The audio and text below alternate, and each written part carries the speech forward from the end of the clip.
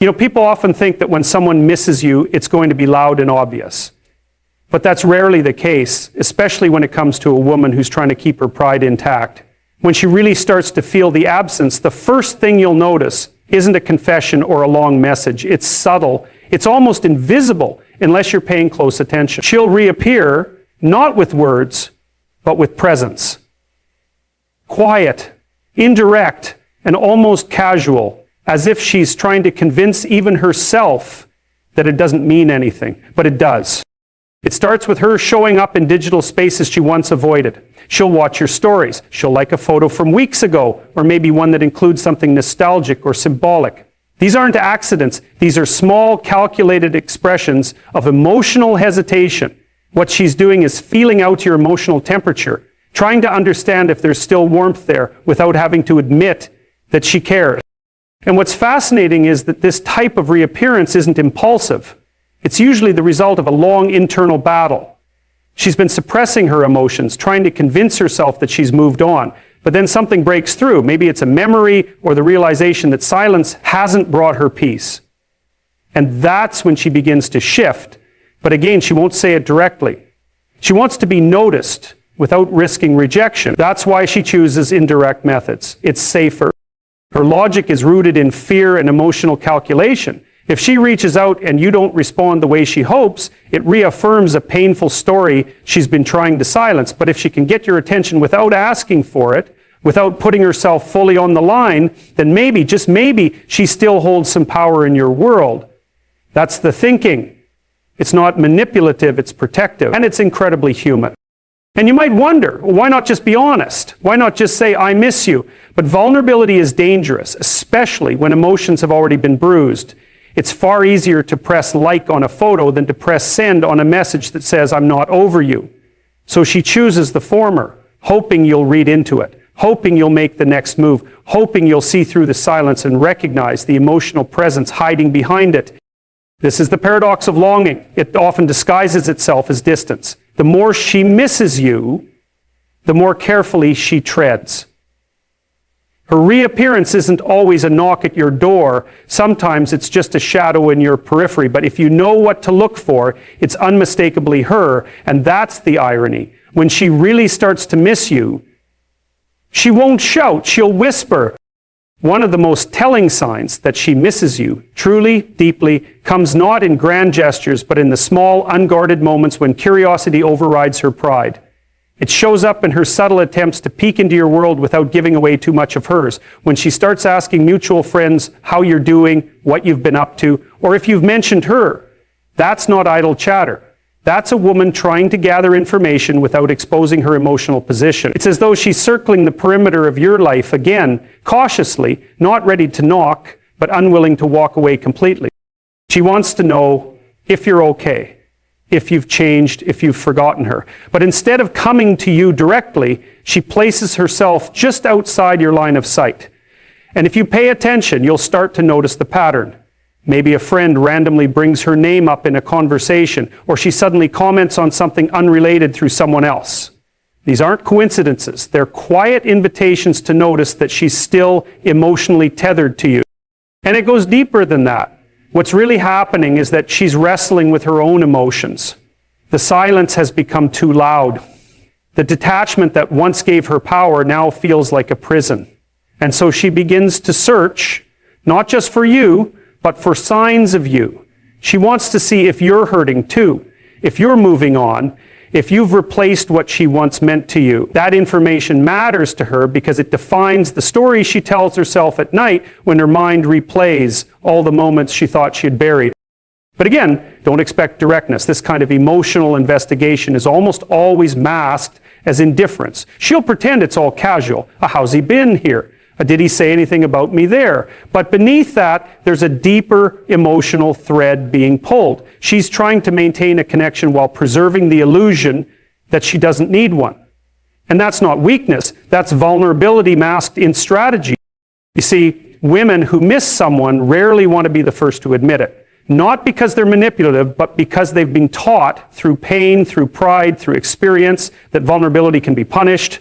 So instead of reaching out and saying, I miss you, They find other ways to feel close. They reach through other people. They drop hints. They observe from a distance. And sometimes they even convince themselves that they're just being curious. But the truth always leaks through in the patterns.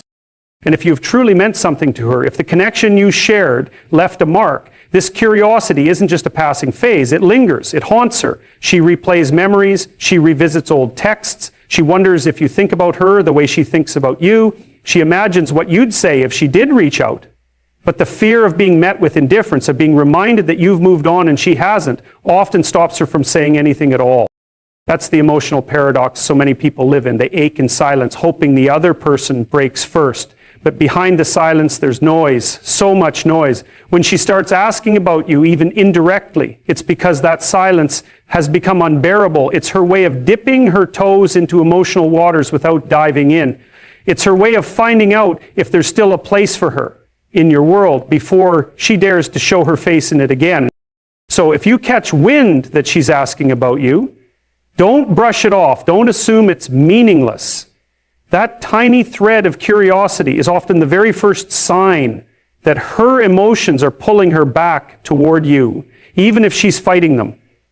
And while she might not say it aloud, her actions are already speaking in volumes. When she starts seeking you through others, it's because you've never really left her mind. It's interesting how people often communicate the most in the silence between their words. You can sense when someone is trying to reconnect, not through direct statements, but through proximity, through their sudden appearance in the same places you happen to be.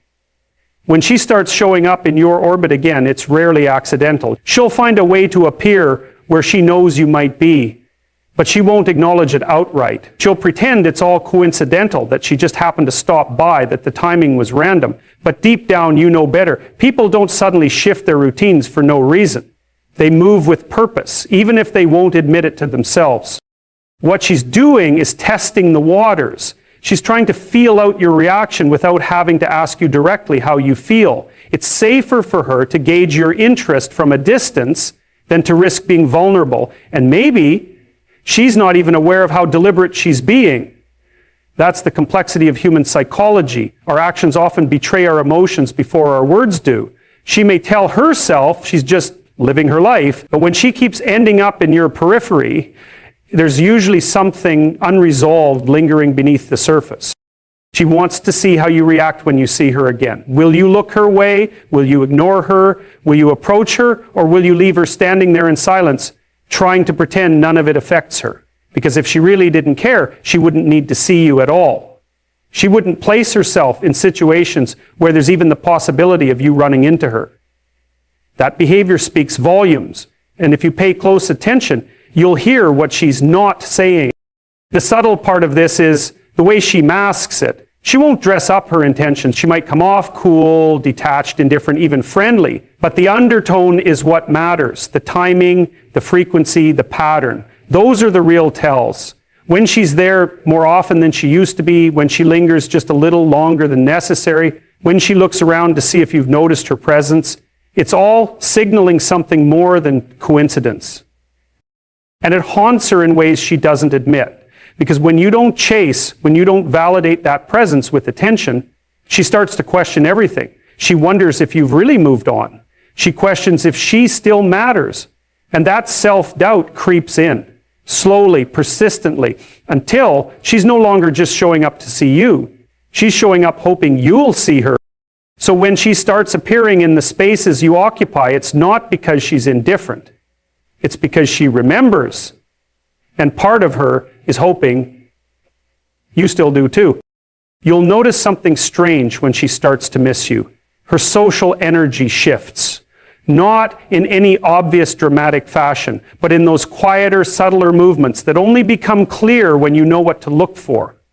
She might become more active online, suddenly posting more stories, more selfies, more thoughts that seem vaguely directed at someone, but never named.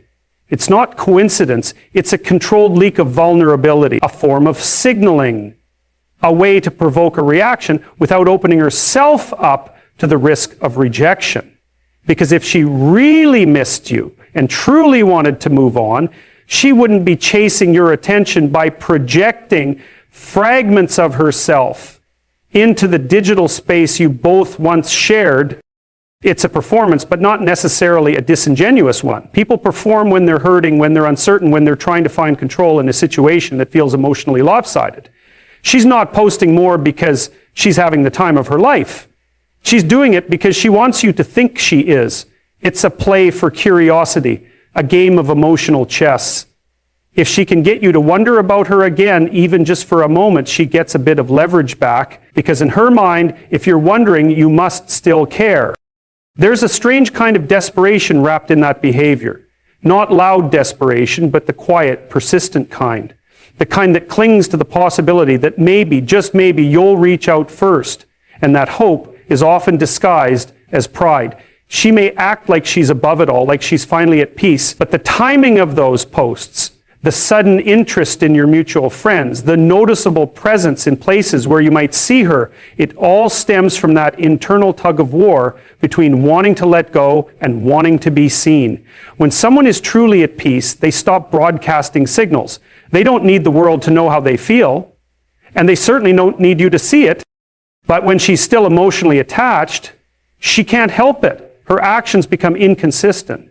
She says nothing directly, but she sends messages in every other way, through silence, through glances, through cryptic posts, through selective interaction. And you start to see the gap between her words and her behavior grow wider. That's when you know something is unsettled within her. That's when you realize she's trying to draw you back in, not through conversation, but through the carefully orchestrated appearance of indifference. And ironically, it's your silence in response that drives it further, because the less you respond, the more she questions what you're thinking. And that silence creates an echo chamber she can't escape. When she really starts to miss you, one of the clearest signs, though not the most obvious, is how her emotional reactions become exaggerated in ways that don't quite match the situation. You'll start to notice a shift in tone, in the way she talks to people, even in how she behaves when your name comes up, or worse, when it doesn't.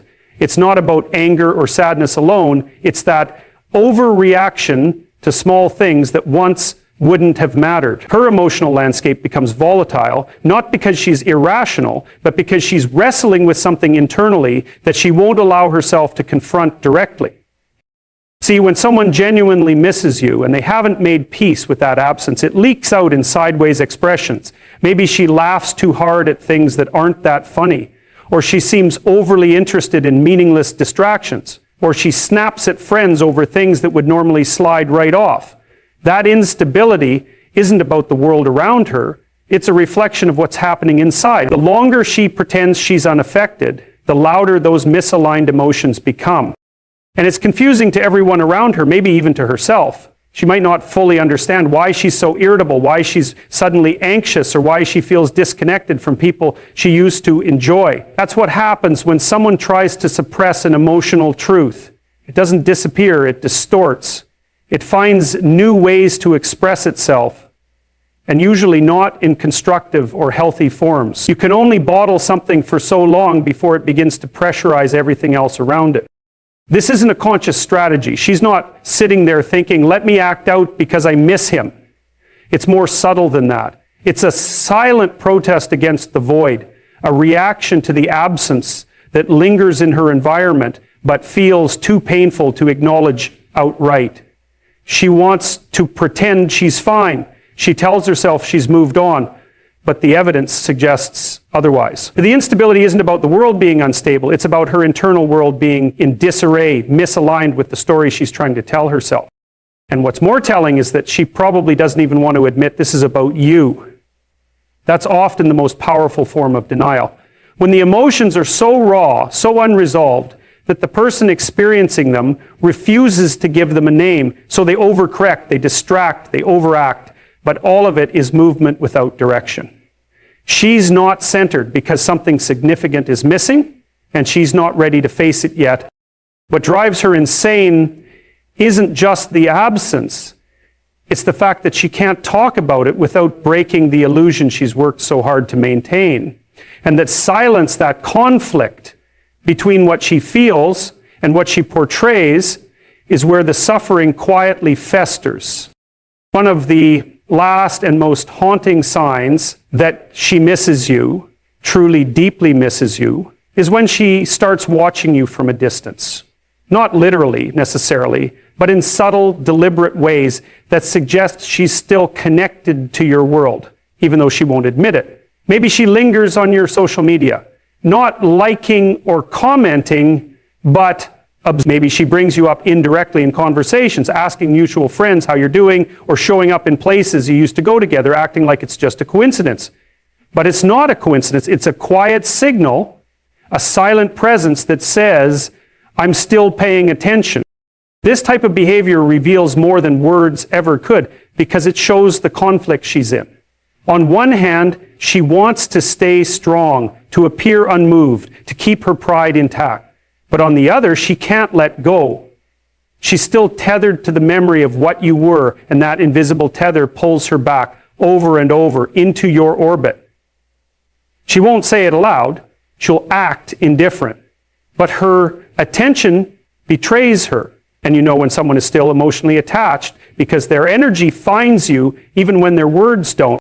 The thing is, people don't observe what they've moved on from. They don't linger in the places that once held meaning unless a part of them still yearns for what was lost. She may not be trying to reconnect directly, but her behavior is a soft echo of the connection that once existed. She watches not to be seen, but because she needs to feel close to what she won't allow herself to touch. That's what makes it haunting. It's not rejection, it's restraint. And restraint in this context is the clearest proof of emotional conflict. When someone really doesn't care anymore, they detach completely. They don't need to check. They don't need to know. They let go fully. But if she's still tuned in, even quietly, even passively, it means something inside her hasn't resolved. That unresolved emotion keeps her tethered to your world, in silence, in secrecy, in shame maybe, but also in truth. And that's the part that begins to eat away at her. Because the longer she pretends she doesn't care, the more effort it takes to maintain that illusion, and the more exhausting it becomes. Eventually, watching from a distance turns into a form of self-punishment, a reminder of what's gone, what's missed, and what's still alive in her, even if she won't admit it. Sometimes the loudest cries come from those who never say a word,